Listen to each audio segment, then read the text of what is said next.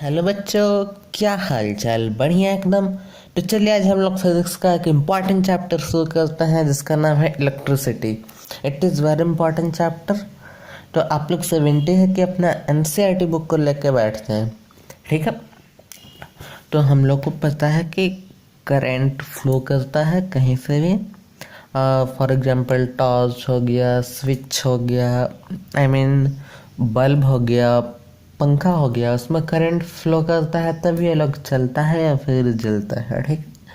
तो हम लोग, आपने सोचा है हम लोग जब स्विच ऑन करते हैं बेटा तो कैसे ऐसा फंक्शन होने लगता है? और वे तुरंत जैसे हम लोग ऑन करते हैं वैसे ही बल्ब जल जाता है, पंखा चलने लगता है या फिर कुछ भी ऐसा वर्क होने लगता है। How it is possible? तो देखिए, सपोज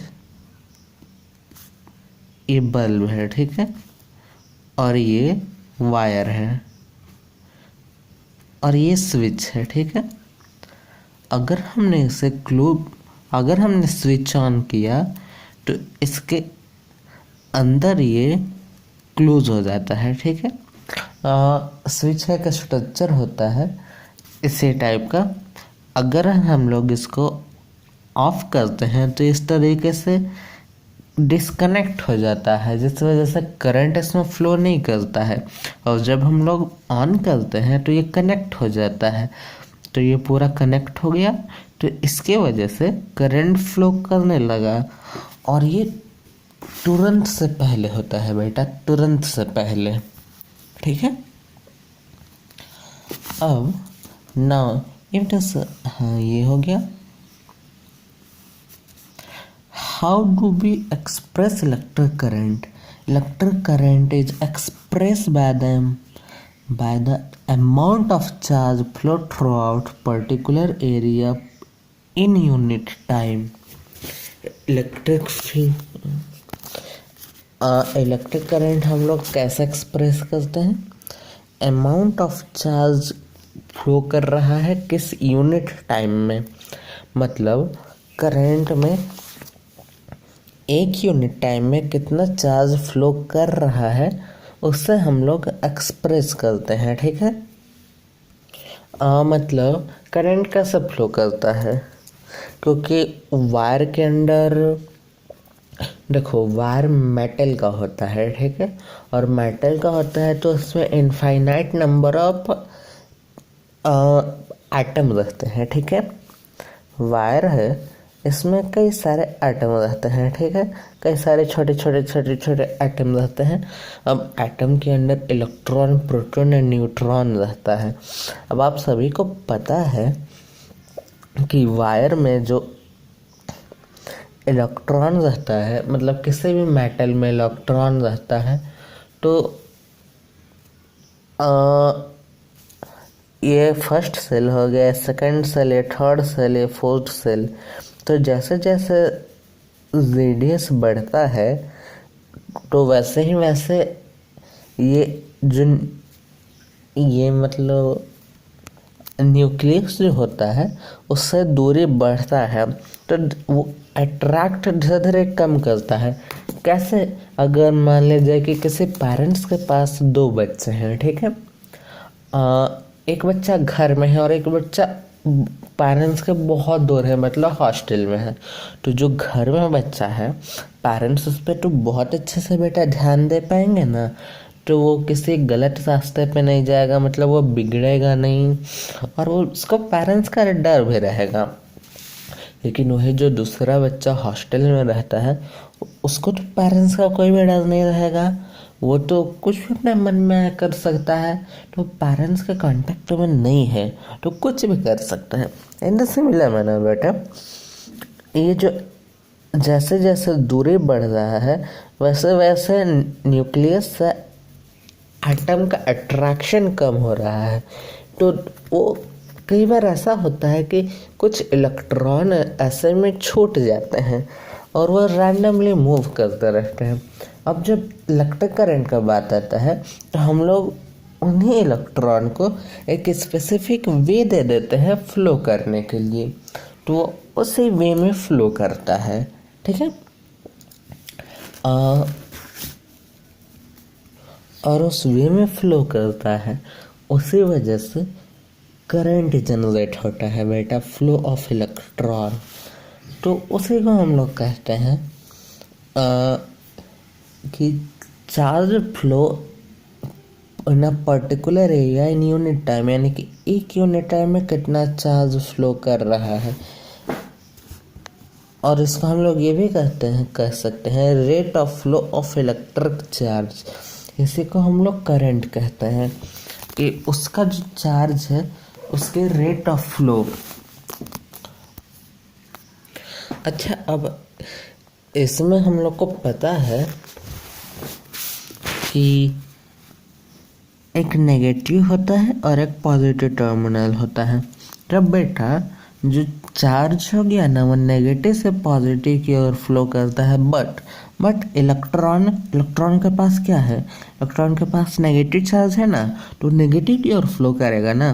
तो वही इलेक्ट्रॉन नेगेटिव की ओर फ्लो करता है, जबकि चार्ज हो गया वो पॉजिटिव की ओर फ्लो करता है, from negative to positive. But electron from positive to negative, आप लोग ऐसे याद रख सकते हो कि इलेक्ट्रॉन के पास तो नेगेटिव चार्ज है ना, तो वो नेगेटिव की ओर मूव करेगा ना, तो वही नेगेटिव से पॉजिटिव की ओर मूव कर रहा है।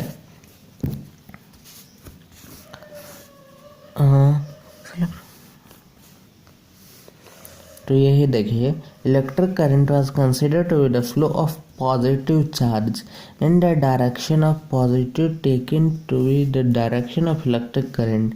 कन्वेंशियली in an electric circuit, the direction of electric current is taken to direction of flow charge। ठीक है, ये देखिए, if net charge flow across any cross section conductor in time t, then the current I in the cross section हमने अभी पढ़ा electric current का definition क्या है। हम लोग चार्ज को हम लोग Q से रिप्रेजेंट करते हैं, करंट को I से या फिर E से भी रिप्रेजेंट करते हैं। ठीक है, अब इस फॉर्मूला को रटने का कोई ज़रूरत नहीं है अगर आपको डेफिनेशन मालूम है। हमने करंट का डेफिनेशन क्या पढ़ा, करंट I से रिप्रेजेंट करते हैं, इसका डेफिनेशन क्या है, charge flow in a particular area per unit time. पर यूनिट टाइम चार्ज फ्लो कर रहा है पर्टिकुलर एरिया में एक यूनिट टाइम में, यानी पर unit time. Rate of flow of charge, rate मतलब कि टाइम से डिवाइड हो रहा है, rate of flow of charge. तो ये हो गया इसका डेफिनेशन। ठीक है,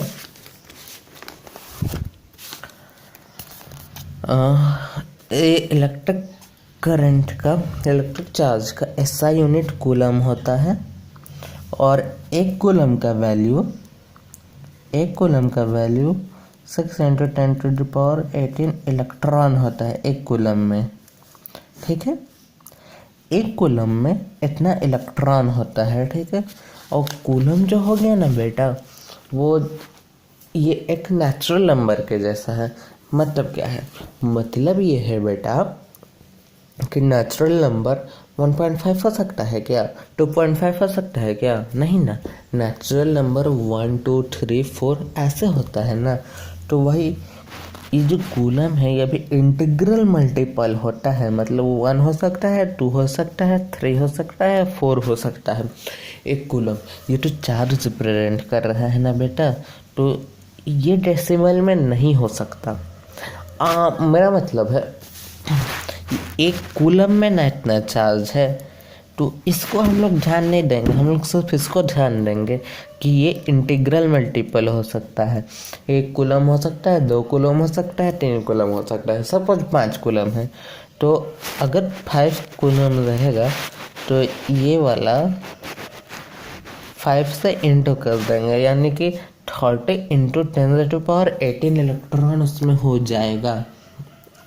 ये कूलम में वो तो इलेक्ट्रॉन ना बता रहा है कि कितना इलेक्ट्रॉन है, तो इससे हम लोग को लेना देना ही नहीं है, ठीक है। जैसे कि नेचुरल नंबर को ही ले लो, 1 2 3, तो 2 और 3 के बीच इनफाइनाइट नंबर ऑफ नंबर हो सकता है ना, 1.1 1.01 1.0001, तो उससे हम लोग को लेना देना है नहीं ना। नेचुरल नंबर 1 2 3 होता है ना, वैसे 1 कूलम 2 कूलम 3 कूलम हो सकता है, और ये चार्ज है उसका, ठीक है। मैं आप लोग को बहुत ही डिटेल में एक्सप्लेन कर रहा हूँ, सो प्लीज़ आप लोग अच्छे से सुनिए, समझ में नहीं आए तो वापस बैक करके वापस से सुनिए, ठीक है। ठीक है, तो the electric current is express by ammeter, sorry ampere, हाँ ये तो मैंने आपको बता दिया। The name of 1 ampere is considered to a flow of 1 coulomb charge in per second। हम लोग ये भी लिख सकते हैं, देखिए 1 एम्पियर का मतलब है flow of 1 coulomb charge per second. Current का ऐसा यूनिट एम्पियर हो जाता है। तो ये तो मैंने आपको पहले डेफिनेशन अच्छे से एक्सप्लेन कर दिया, तो हम लोग ये भी लिख सकते हैं flow of 1 coulomb charge per second और rate of flow of charge और current flow in a particular area per unit time, कुछ भी लिख सकते हैं बेटा। अच्छा,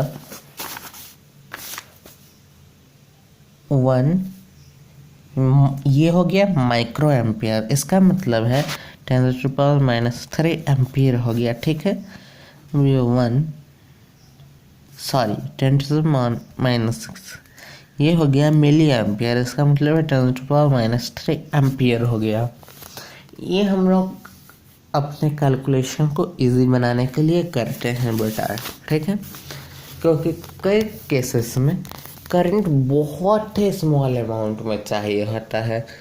जैसे कि हम लोग अपने स्केल से अपने बाल पर रब करते हैं और पेपर की ओर ले जाते हैं, तो पेपर कैसे अट्रैक्ट होता है ना बेटा।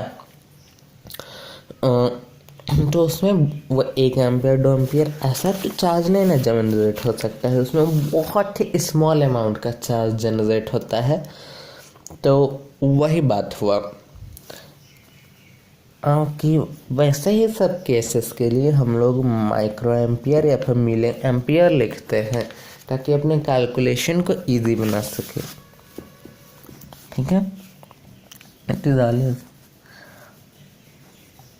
ये देखिए, note that the electric current flow in a circuit from positive terminal of the cell to negative terminal.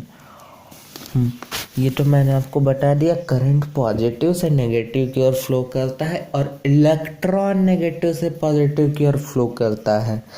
रट लो इस चीज को।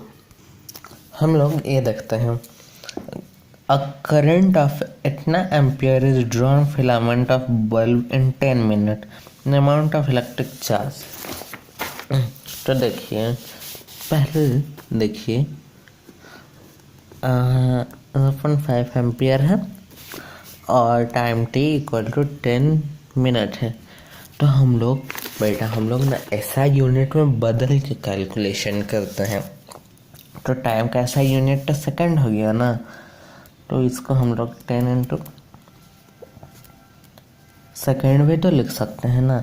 अब हम लोग से चार्ज पूछा है, तो इसका मान लीजिए कि हमको फार्मूला याद नहीं आ रहा है, ठीक है।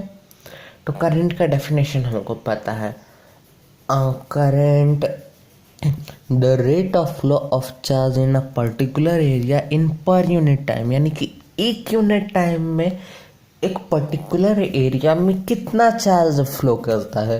तो इसका मतलब क्या हुआ, current equal to charge flow in a particular area unit time यानी या फिर rate of flow of charge. तो ये हो जाएगा ना। तो अब देखिए 0.5 को हम लोग 1/2 भी लिख सकते हैं। ये देखिए, इसको हम लोग ना लास्ट ही में करते हैं। ये तो खैर इजी है, लेकिन अगर कॉम्प्लिकेटेड रहेगा तो हम लोग लास्ट में करेंगे, क्योंकि ऐसे में कैलकुलेशन मिस्टेक का चांसेस कम होता है, ठीक है। तो ये देखिए 10 × 60/30, तो ये 300 कूलम का चार्ज होगा। ये देखिए आंसर आ गया 300 कूलम। ठीक है।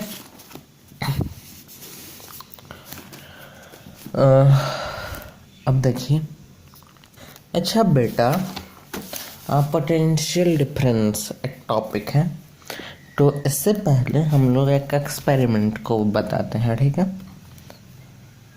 ये देखिए, ये 2 टैंक है वाटर का और इसमें होल है, इससे एक पाइप कनेक्टेड है। ठीक है। और ये दूसरा टैंक है। ठीक है। मान लीजिए कि इसका वाटर लेवल है यहाँ तक का। ठीक है। और इसका वाटर लेवल है यहीं तक का। ठीक है। या फिर मान लीजिए कि नहीं भी है। तो देखिए साइंस से एक जादू देखिए, ये वाटर यहाँ से यहाँ तक हाई पोटेंशियल से लो पोटेंशियल में फ्लो करने लगेगा। और ये कब तक करेगा बेटा, कब तक करेगा? जब तक इन दोनों का वाटर लेवल सेम ना हो जाए।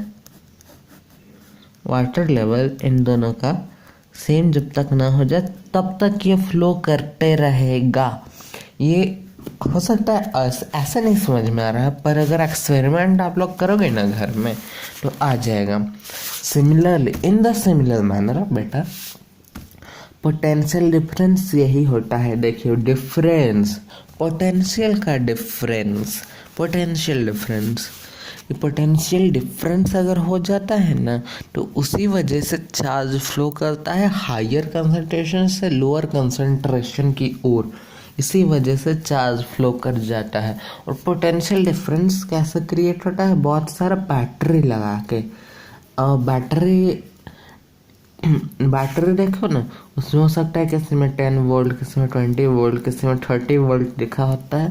तो इसका क्या मतलब है? ये 10 वोल्ट का डिफरेंस है इसमें, पोटेंशियल डिफरेंस इसमें 20 वोल्ट का है।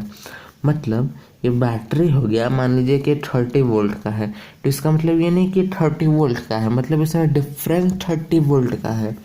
मतलब हो सकता है कि इधर 90 वोल्ट हो तो इसमें पीछे वाले एंड में 60 वोल्ट हो, तो ये 30 वोल्ट का डिफरेंस हुआ ना, यही हो गया बैटरी आप लोग का बेटा।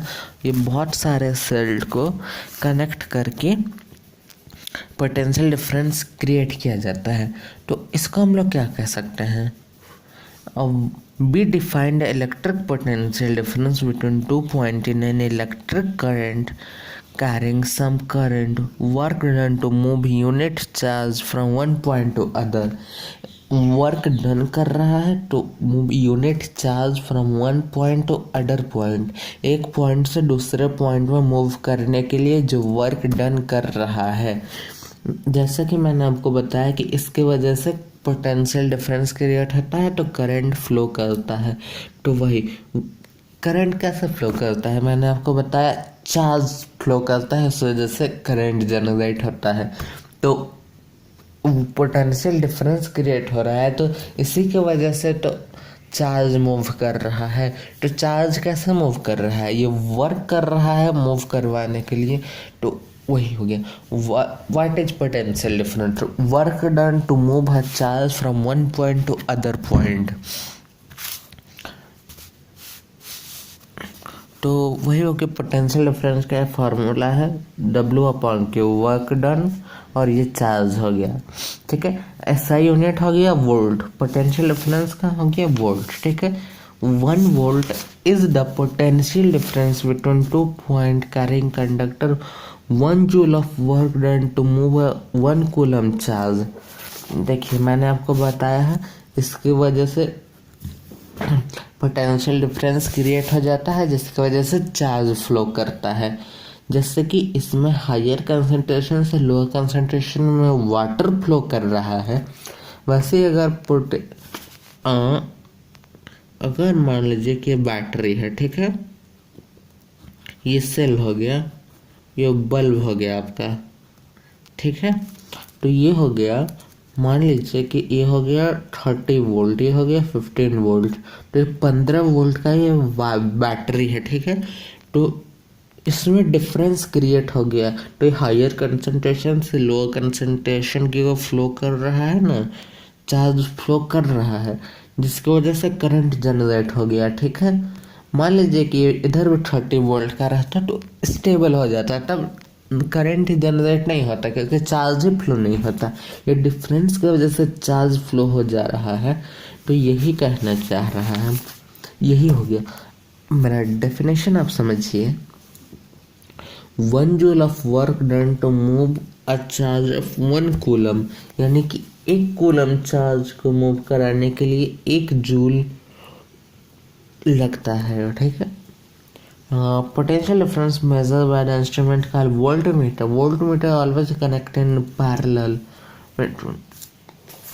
हाँ, पोटेंशियल डिफरेंस को हम लोग मेजर करते हैं वोल्टमीटर से। वोल्टमीटर पैरेलल होता है, मतलब अगर इस दो पॉइंट के बीच पोटेंशियल डिफरेंस मेजर करना है तो वोल्टमीटर को हम लोग ऐसे लगाते हैं, ना कि इधर लगाएंगे इधर, क्योंकि दो डिफरेंस को मेजर करना है ना बेटा। तो इधर भी तो यही चार्ज फ्लो कर रहा है, इधर भी यही चार्ज फ्लो कर रहा है, तो कैसे मेजर हो पाएगा? अगर इधर लगा देंगे तो तब जीरो आ जाएगा वैल्यू। इसलिए ठीक है। ये हो गया, ये कुछ सिंबल हो गया। हम लोग जैसे कि मैंने अभी स्ट्रक्चर बनाया, तो इसको ऐसे ही स्ट्रक्चर्स को रिप्रेजेंट करने के लिए कुछ सिंबल दिए गए हैं, इसको आप लोग याद कर लेना, ठीक है। अब आता है इम्पॉर्टेंट टॉपिक, ओम्स लॉ।